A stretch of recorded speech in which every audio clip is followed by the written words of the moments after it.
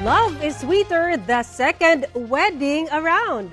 Yan ang pinatunayan ng mag-asawa mula sa Amlan, Negros Oriental. Nabigyan kasi sila ng pangalawang pagkakataon para matupad ang kanilang dream wedding sa tulong ng ilang may mabubuting puso.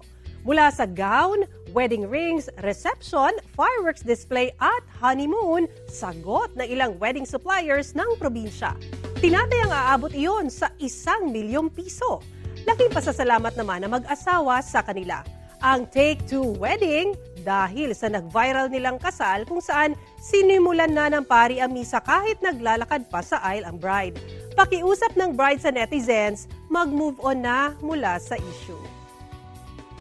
Kapuso, para sa mga maiinit na balita, mag-subscribe sa GMA Integrated News sa YouTube. Sa mga kapuso naman abroad, subaybayan nyo kami sa GMA Pinoy TV at sa www.gmanews.tv.